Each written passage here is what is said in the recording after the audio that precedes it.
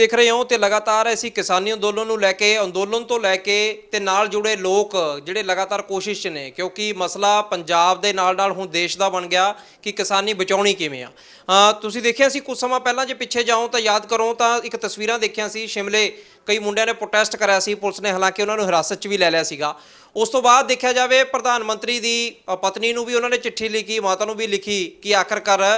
ਕਿਤੇ ਨਾ ਕਿਤੇ ਇਸ ਮਸਲੇ ਦੇ ਹੱਲ ਵਾਸਤੇ ਉਹ ਪਰਿਵਾਰ ਵੀ ਅੱਗੇ ਹੋਣ। ਇਹ ਕਨਸੈਪਟ ਉਹਨਾਂ ਦਾ ਇਸ ਲਈ ਰਿਹਾ ਕਿਉਂਕਿ ਅੰਦੋਲਨ ਤੇ ਬੈਠੇ ਲੋਕ ਤਾਂ ਲਗਾਤਾਰ ਲੜ ਰਹੇ ਨੇ ਸਰਕਾਰਾਂ ਦੇ ਨਾਲ, ਪਰ ਦੂਜੇ ਪਾਸੇ ਦਬਾਅ ਕਿਵੇਂ ਪਾਇਆ ਜਾਵੇ ਕਿਉਂਕਿ ਦਬਾਅ ਵੀ ਕਿਸੇ ਮਸਲੇ ਦੇ ਹੱਲ ਵਾਸਤੇ ਜ਼ਰੂਰੀ ਹੁੰਦਾ ਬਣਾਉਣਾ। ਤਾਂ ਹਰਪ੍ਰੀਤ ਸਾਡੇ ਨਾਲ ਨੇ। ਹਰਪ੍ਰੀਤ ਦੀ ਇੱਕ ਨਵੀਂ ਕੋਸ਼ਿਸ਼ ਆ ਕਿ ਆਖਰਕਾਰ ਜਿਹੜੇ ਸਾਡੇ ਧਰਮ ਗੁਰੂ ਨੇ ਉਹ ਇਸ ਸਮੇਂ ਕਿੱਥੇ ਨੇ ਕਿਉਂਕਿ ਧਰਮ ਗੁਰੂ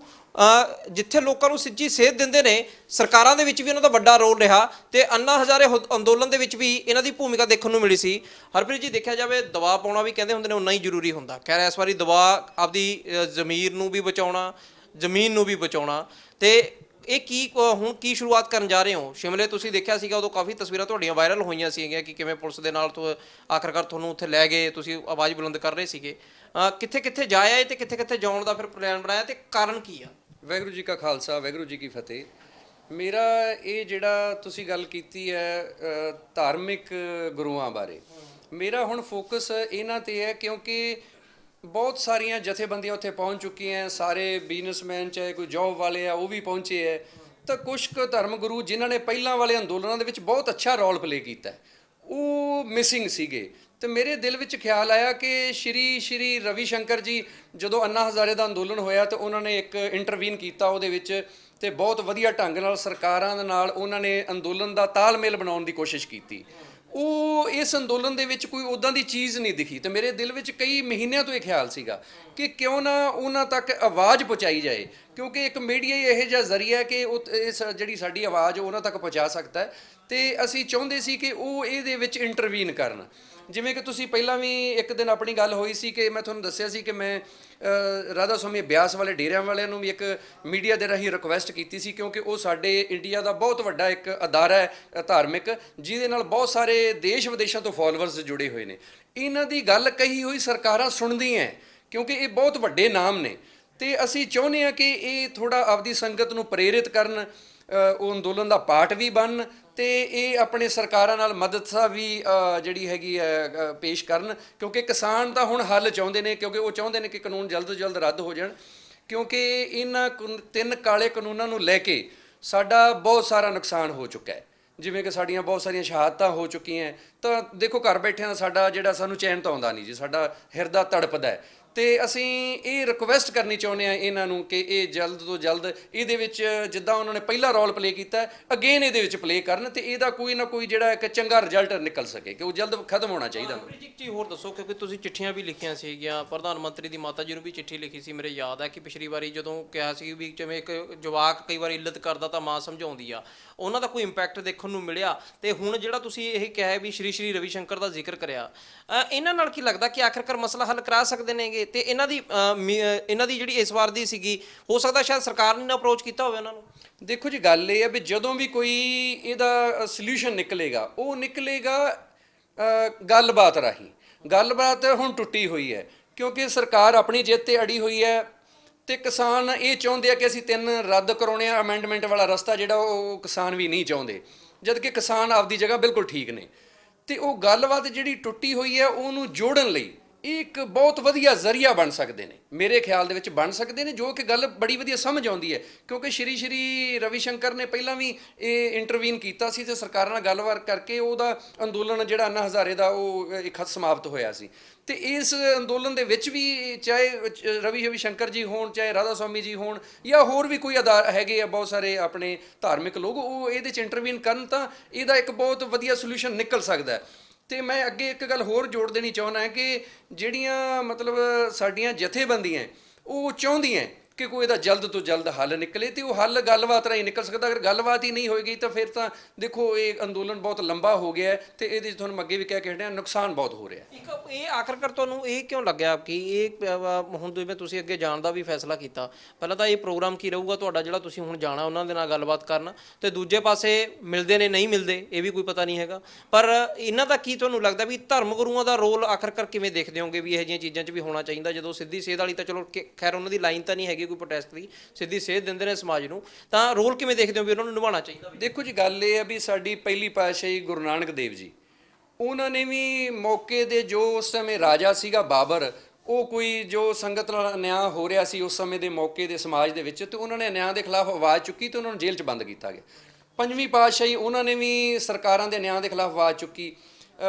ਆਪਣੀ ਨੌਵੀਂ ਪਾਤਸ਼ਾਹੀ, 10ਵੀਂ ਪਾਤਸ਼ਾਹੀ, ਇਹ ਸਾਨੂੰ ਇੱਕ ਇਹਦੇ ਤੋਂ ਸੇਧ ਮਿਲਦੀ ਹੈ ਕਿ ਜਿਹੜੇ ਵੀ ਮੌਕੇ ਦੇ ਧਰਮ ਗੁਰੂ ਹੁੰਦੇ ਆ, ਜਦੋਂ ਵੀ ਕੋਈ ਸੰਗਤ ਦੇ ਬਿਪਤਾ ਪੈਂਦੀ ਹੈ ਤੇ ਧਾਰਮਿਕ ਗੁਰੂਆਂ ਦਾ ਇੱਕ ਧਰਮ ਬਣਦਾ, ਇੱਕ ਜ਼ਿੰਮੇਵਾਰੀ ਬਣਦੀ ਹੈ ਕਿ ਉਹ ਸੰਗਤ ਨੂੰ ਉਸ ਜਿਹੜੀ ਮੁਸੀਬਤ ਦੇ ਵਿੱਚੋਂ ਕੱਢਣ ਵਿੱਚ ਆਪਣਾ ਇੱਕ ਪੋਜ਼ਿਟਿਵ ਰੋਲ ਪਲੇ ਕਰਨ, ਕਿਉਂਕਿ ਜਿਹੜੀ ਸੰਗਤ ਦੀ ਪੀੜ ਹੈ ਉਹ ਇਹਨਾਂ ਗੁਰੂਆਂ ਨੂੰ ਹੁੰਦੀ ਹੈ, ਮੇਰੀ ਨਜ਼ਰ ਵਿੱਚ ਤਾਂ ਬਹੁਤ ਹੁੰਦੀ ਹੈ। ਬਟ ਇਸ ਗੱਲ ਦਾ ਮੈਨੂੰ ਥੋੜ੍ਹਾ ਦੁੱਖ ਵੀ ਹੈ ਕਿ ਇਸ ਗੱਲ 'ਚ ਇਹਨਾਂ ਨੂੰ ਇੰਨੀ ਡਿਲੇ ਨਹੀਂ ਸੀ ਕਰਨੀ ਚਾਹੀਦੀ, ਉਦੋਂ ਪਹਿਲਾਂ ਆ ਜਾਣਾ ਚਾਹੀਦਾ ਸੀ। ਤੇ ਮੈਂ ਉਹਨਾਂ ਨੂੰ ਹੱਥ ਜੋੜ ਕੇ ਬੇਨਤੀ ਕਰਨੀ ਚਾਹੁੰਦਾ ਤੇ ਕਾਈਂਡਲੀ ਤੁਸੀਂ ਇਮੀਡੀਏਟ ਇਹਦੇ ਵਿੱਚ ਆਪਣਾ ਜਿਹੜਾ ਹੈਗਾ ਰੋਲ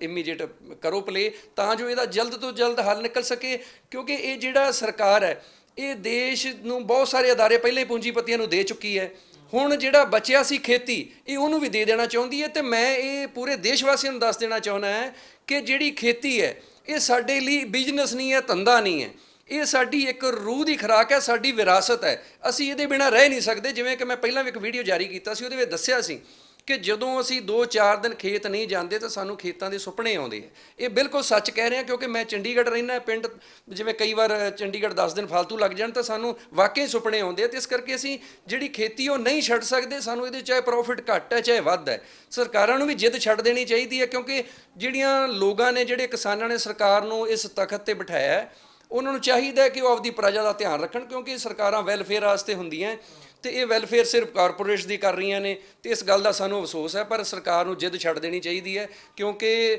ਮਾਂ ਬਾਪ ਦਾ ਰਿਸ਼ਤਾ ਹੁੰਦਾ ਸਰਕਾਰ ਤੇ ਪ੍ਰਜਾ ਦਾ, ਜੀ ਉਹ ਬਾਪ ਵਾਲਾ ਰੋਲ ਉਹਨਾਂ ਨੂੰ ਪਲੇ ਕਰਨਾ ਚਾਹੀਦਾ। ਤੇ ਮੈਨੂੰ ਅਫਸੋਸ ਹੈ ਕਿ ਅੰਦੋਲਨ ਬਹੁਤ ਲੰਬਾ ਹੋ ਗਿਆ, ਨਹੀਂ ਹੋਣਾ ਚਾਹੀਦਾ ਸੀ। ਇੱਕ ਲਾਸਟ 'ਚ ਬਾਈ ਜੀ, ਜਿਵੇਂ ਹੁਣ ਤੁਸੀਂ ਜੇ ਜਾਣੇ ਵੀ ਹੋ ਉੱਥੇ ਤਾਂ ਜਾ ਕੇ ਅੱਗੇ ਮੁਲਾਕਾਤ ਹੁੰਦੀ ਹੈ ਨਹੀਂ ਹੁੰਦੀ, ਫਿਰ ਉਹਦਾ ਕਿਵੇਂ ਕਰੋਗੇ ਕਿ ਗੱਲਬਾਤ, ਫਿਰ ਆਪਦਾ ਮੈਸੇਜ ਪਹੁੰਚਾਓਗੇ ਕਿਵੇਂ? ਦੇਖੋ ਜੀ, ਮੈਂ ਉੱਥੇ ਮੈਨੇਜਮੈਂਟ ਨਾਲ ਜਾ ਕੇ ਬੰਗਲੌਰ ਸ਼੍ਰੀ ਰਵੀ ਸ਼ੰਕਰ ਦੀ ਮੈਨੇਜਮੈਂਟ ਨਾਲ ਪਹਿਲਾਂ ਗੱਲ ਕਰੂੰਗਾ। ਜੇ ਕੋਈ ਮੀਡੀਆ ਰਾਹੀਂ ਮੇਰੀ ਗੱਲ ਸੁਣਦਾ ਹੈ ਤਾਂ ਮੇਰੇ ਨਾਲ ਕੰਟੈਕਟ ਕਰਨ, ਮੈਂ ਉਹਨਾਂ ਨੂੰ ਮਿਲਣਾ ਚਾਹੁੰਦਾ। ਤੇ ਅਗਰ ਉੱਥੇ ਮਿਲਣ ਦੇਣਗੇ ਤਾਂ ਬਹੁਤ ਵਧੀਆ ਜੀ, ਨਹੀਂ ਮੈਂ ਉੱਥੇ ਆਪਣਾ ਮੈਸੇਜ ਜਿਹੜਾ ਹੈਗਾ ਮੀਡੀਆ ਨੂੰ ਜ਼ਰੂਰ ਦਊਂਗਾ ਜੀ ਕਿ ਮੇਰੇ ਆਉਣ ਦਾ ਉੱਥੇ ਮਕਸਦ ਕੀ ਹੈ। ਮੇਰਾ ਮਕਸਦ ਸਿਰਫ ਤੋਂ ਸਿਰਫ ਹੈ ਕਿਸੇ ਦੀ ਕੋਈ ਧਾਰਮਿਕ ਭਾਵਨਾ ਨੂੰ ਠੇਸ ਪਹੁੰਚਾਉਣਾ ਨਹੀਂ ਹੈ, ਕਿਉਂਕਿ ਸਾਰੇ ਗੁਰੂ ਇਹ ਜਿਹੜੇ ਆ ਸਭ ਦੇਸ਼ ਦੇ ਸਾਂਝੇ ਹੈ, ਚਾਹੇ ਕੋਈ ਉਹਨਾਂ ਨੂੰ ਮੰਨਦਾ ਚਾਹੇ ਨਹੀਂ ਮੰਨਦਾ, ਕਿਉਂਕਿ ਪ੍ਰਜਾ ਤਾਂ ਉਹਨਾਂ ਵਾਸਤੇ ਸਾਰੀ ਇੱਕ ਸਮਾਨ ਹੁੰਦੀ ਹੈ ਜੋ ਸਾਡੇ ਧਰਮ ਗ੍ਰੰਥਾਂ 'ਚ ਲਿਖਿਆ ਹੋਇਆ। ਤੇ ਮੈਂ ਰਵੀ ਸ਼ੰਕਰ ਜੀ ਨੂੰ ਮੈਂ ਜਾ ਕੇ ਇਹੀ ਕਹੂੰਗਾ ਕਿ ਤੁਸੀਂ ਜੋ ਪਹਿਲਾਂ ਰੋਲ ਪਲੇ ਕੀਤਾ ਸੀ ਹੁਣ ਵੀ ਉਹੀ ਪਲੇ ਕਰੋ। ਇਹ ਵੀ ਤੁਹਾਡੇ ਆਪਣੇ ਲੋਕ ਨੇ,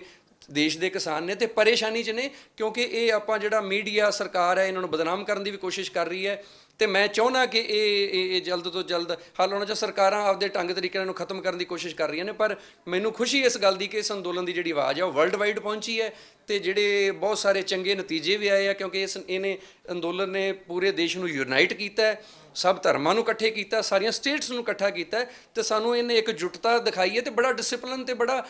ਪੀਸਫੁਲੀ ਅੰਦੋਲਨ ਚੱਲ ਰਿਹਾ। ਇਹ ਇਹਦੀਆਂ ਪ੍ਰਾਪਤੀਆਂ ਵੀ ਨੇ। ਇੱਕ ਚੀਜ਼ ਹੋਰ ਦੱਸ ਦਿਓ ਕਿ ਇਹ ਖੈਰ ਮੇਰੇ ਧਿਆਨ 'ਚ ਆਈ ਕਿ ਇਕੱਲੇ ਫਿਰ ਸ਼੍ਰੀ ਰਵੀ ਸ਼ੰਕਰ ਦਾ ਤਾਂ ਖੈਰ ਆਈਡੀਆ, ਚਲੋ ਜੇ ਕਹੀਏ ਕਿ ਅੰਨਾ ਹਜ਼ਾਰੇ ਅੰਦੋਲਨ ਨੂੰ ਲੈ ਕੇ ਖੈਰ ਸਾਰੇ ਦੇਸ਼ ਵਾਸੀਆਂ ਦੇ ਸਾਹਮਣੇ ਆ,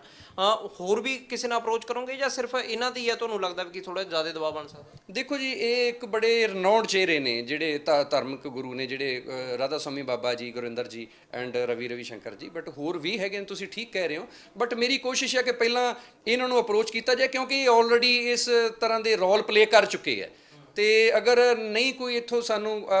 ਕੋਈ ਇੱਦਾਂ ਦਾ ਰਿਪਲਾਈ ਆਉਂਦਾ ਤੇ ਦੈਨ ਫਿਰ ਅਜੇ ਉਹਦੀ ਕੋਈ ਵਿਉਂਤਬੰਦੀ ਕੀਤੀ ਨਹੀਂ, ਬਟ ਲੈਟਸ ਫਿਰ ਅੱਗੇ ਅਸੀਂ ਹੋਰ ਬਾਰੇ ਸੋਚਾਂਗੇ। ਕਿਉਂਕਿ ਜਿਹੜਾ ਉੱਥੇ ਤੁਸੀਂ ਪਹਿਲਾਂ ਇੱਕ ਜ਼ਿਕਰ ਕੀਤਾ ਤੇ ਉਹ ਬਹੁਤ ਵਧੀਆ ਜ਼ਿਕਰ ਕੀਤਾ, ਕਿਉਂਕਿ ਅੰਦੋਲਨ ਨੂੰ ਅਲੱਗ-ਅਲੱਗ ਤਰੀਕੇ ਨਾਲ ਸਾਨੂੰ ਪਬਲਿਕ ਦੇ ਪਲੇਟਫਾਰਮ ਤੇ ਲੈ ਕੇ ਜਾਣਾ ਪਏਗਾ, ਚਾਹੇ ਉਹ ਚਿੱਠੀਆਂ ਦਾ ਮਾਧਿਅਮ ਸੀਗਾ, ਚਾਹੇ ਉਹ ਕਿਸੇ ਜਿਵੇਂ ਮੈਂ ਪੂਰੇ ਇੰਡੀਆ ਦਾ ਟੂਰ ਵੀ ਲਾ ਰਿਹਾ, ਦੇਸ਼ ਦੀਆਂ ਜਿਹੜੀਆਂ ਕੈਪੀਟਲਸ ਦਾ, ਯੂਨੀਅਨ ਟੈਰੀਟਰੀ ਦਾ, ਤੇ ਹੁਣ ਮੈਂ ਇਹ ਬਾਬਾ ਜੀ ਹੋਰਾਂ ਨੂੰ ਅਪੀਲ ਕਰਨੀ ਚਾਹੁੰਦਾ, ਜਡੇਰਿਆਂ ਨੂੰ, ਕਿ ਉਹ ਅੱਗੇ ਆਉਣ, ਕਿਉਂਕਿ ਇਹਨਾਂ ਦਾ ਬਹੁਤ ਪ੍ਰਭਾਵ ਹੈ ਸਾਡੇ ਸਮਾਜ ਵਿੱਚ। ਕਿਉਂਕਿ ਚਾਹੇ ਕੋਈ ਸ਼ੰਕਰਾਚਾਰਿਆ ਜੀ ਨੇ ਜਾਂ ਕੋਈ ਹੋਰ ਬਹੁਤ ਸਾਰੇ, ਬਾਬਾ ਰਾਮਦੇਵ ਜੀ ਨੇ, ਉਹ ਇੱਕ ਮਿਸ ਕਰ ਗਿਆ, ਮੈਂ ਉਹਨਾਂ ਨੂੰ ਵੀ ਕਹਿਣੀ ਚਾਹੁੰਦਾ ਕਿ ਉਹ ਵੀ ਬਹੁਤ ਸਰਕਾਰਾਂ ਦੇ ਨਾਲ ਉਹਨਾਂ ਦਾ ਹੈ ਲਿੰਕ, ਉਹ ਵੀ ਸਰਕਾਰਾਂ ਨੂੰ ਰਿਕੁਐਸਟ ਕਰ ਸਕਦੇ ਹੈ, ਪਬਲਿਕ ਉਹਨਾਂ ਦੀ ਵੀ ਗੱਲ ਸੁਣਦੀ ਹੈ, ਸਰਕਾਰਾਂ ਵੀ ਸੁਣਦੀਆਂ। ਤਾਂ ਇਹ ਹੁਣ ਮੈਨੂੰ ਲੱਗਦਾ ਸਰਕਾਰਾਂ ਤੇ ਸਾਡੀ ਜਦੋਂ ਕੋਈ ਆਪਸੀ ਜੋੜ ਨਹੀਂ ਬਣਦਾ ਤਾਂ ਫਿਰ ਤੀਜਾ ਵਿੱਚ ਆਉਂਦਾ ਹੈ। ਆਪਾਂ ਅਕਸਰ ਦੇਖਦੇ ਹਾਂ ਪਿੰਡਾਂ 'ਚ, ਆਪਾਂ ਕੋਈ ਆਂਢ ਗੁਆਂਢ ਨਾਲ ਆਪਣਾ ਝਗੜਾ ਹੋ ਜਾਂਦਾ ਤਾਂ ਫਿਰ ਵਿੱਚ ਕੋਈ ਚਾਰ ਸੱਜਣ ਪੈਂਦੇ ਆ ਤਾਂ ਉਹ ਝਗੜੇ ਨੂੰ ਮਿਟਾਉਣ ਦੀ ਕੋਸ਼ਿਸ਼ ਕਰਦੇ ਆ। ਤੇ ਉਹ ਮੇਰਾ ਵੀ ਉਹੀ ਉਸ ਸੰਦਰਭ ਵਿੱਚ ਵੀ ਕਹਿਣ ਦਾ ਮਤਲਬ ਹੈ ਜੀ, ਹੋਰ ਆਪਾਂ ਕਿਸੇ ਨੂੰ ਕੋਈ ਟਾਰਗੇਟ ਨਹੀਂ ਕਰਨਾ ਚਾਹੁੰਦੇ। ਇਹ ਸਾਰੇ ਗੁਰੂ ਨੇ, ਅਸੀਂ ਸਭ ਦਾ ਸਤਿਕਾਰ ਕਰਦੇ ਹਾਂ, ਬੀਇੰਗ ਏ ਸਿੱਖ, ਤੇ ਇਹਨਾਂ ਦਾ ਫਰਜ਼ ਬਣਦਾ ਕਿ ਹੁਣ ਪਬਲਿਕ ਦਾ ਹੋਰ ਨੁਕਸਾਨ ਨਾ ਹੋਵੇ ਤੇ ਗੁਰੂ ਅੱਗੇ ਆਉਣ ਤੇ ਮਸਲੇ ਨੂੰ ਜਲਦ ਤੋਂ ਜਲਦ ਜਿਹੜਾ ਹੈਗਾ ਉਹ ਹੱਲ ਕਰਾਉਣ। ਬਿਲਕੁਲ ਕਹਿ ਜਾ ਸਕਦਾ ਕਿ ਆਖਰਕਾਰ ਜਿਵੇਂ ਕੋਸ਼ਿਸ਼ਾਂ ਹਰ ਕਿਸੇ ਦੀਆਂ ਹੀ ਨੇ, ਕਿਉਂਕਿ ਕੁੱਲ ਮਿਲਾ ਕੇ ਦੇਖਿਆ ਜਾਵੇ ਨਿਚੋੜ ਇਹ ਗੱਲ ਦਾ ਨਿਕਲਦਾ ਹੈ ਕਿ ਆਖਰ ਜਿਹੜੇ ਪਰੇਸ਼ਾਨ ਸਾਡੇ ਕਿਸਾਨਾਂ ਦੀ ਗੱਲ ਕੀਤੀ ਜਾਵੇ, ਸ਼ਹਾਦਤਾਂ ਹੋ ਗਈਆਂ ਲਗਾਤਾਰ, ਜੇ ਕਿਹਾ ਜਾਵੇ ਕਿ ਠੀਕ ਹੈ ਕਿ ਖੁਸ਼ੀ ਹੈ ਜਿਹੜਾ ਇਸ ਅੰਦੋਲਨ ਨੂੰ ਸਵੀਕਾਰ ਕਰ ਰਹੇ ਨੇ, ਪਰ ਪਰੇਸ਼ਾਨੀਆਂ ਵੀ ਪਿੱਛੇ ਛੱਡੀਆਂ ਨਹੀਂ ਜਾ ਸਕਦੀਆਂ। ਤਾਂ ਖੈਰ ਹੁਣ ਹਰਪ੍ਰੀਤ, ਹੁਣ ਸ਼੍ਰੀ ਰਵੀ ਸ਼ੰਕਰ ਦੀ ਗੱਲ ਹੋਵੇ, ਬਾਬਾ ਡੇਰਾ ਬਿਆਸ ਦੀ ਗੱਲ ਹੋਵੇ, ਹਰ ਕਿਸੇ ਨੂੰ ਇੱਕ ਗੁਜ਼ਾਰਿਸ਼ ਵੀ ਕਰ ਰਹੇ ਨੇ ਤੇ ਖੈਰ ਜਾ ਵੀ ਰਹੇ ਨੇ ਕਿ ਕੋਸ਼ਿਸ਼ ਸ਼ੁਰੂਆਤ ਤਾਈਓ ਹੋ ਸਕਦੀ ਹੈ ਕਿਉਂਕਿ ਜਦੋਂ ਇਸ ਤਰ੍ਹਾਂ ਧਰਮ ਗੁਰੂ ਵਿੱਚ ਆਉਣ, ਕਿਉਂਕਿ ਹੁਣ ਗੱਲ ਜਿੱਥੇ ਆਏ ਜਾਂਦੇ ਸੰਕਟ, ਤਾਂ ਧਰਮ ਇਕੱਲਾ ਸਿਰਫ ਜਾਤਾਂ ਦੇ ਨਾਲ ਹੀ ਨਹੀਂ ਬਲਕਿ ਇਨਸਾਨੀਅਤ ਦੇ ਨਾਲ ਵੀ ਦੇਖਿਆ ਜਾਂਦਾ ਕਿ ਹੁਣ ਉਹਨਾਂ ਦੀ ਲੋੜ ਹੈ, ਉਹਨਾਂ ਨੂੰ ਆਉਣਾ ਚਾਹੀਦਾ ਕਿ ਇਸ ਮਸਲੇ ਦਾ ਹੱਲ ਹੈ ਜਿਹੜਾ ਜਲਦੀ ਹੋ ਸਕੇ। ਖੈਰ ਦੇਖਣਾ ਹੋਊਗਾ ਰਿਪਲਾਈ ਕਿਹਾ ਜਾਂਦਾ, ਫਿਰ ਦੁਬਾਰੇ ਗੱਲ ਕਰਾਂਗੇ। ਸੀਨੀਅਰ ਵੀਡੀਓ ਜਰਨਲਿਸਟ ਕਮਲ ਦੇ ਨਾਲ ਸਮਿਤ ਸਿੰਘ, ਚੰਡੀਗੜ੍ਹ।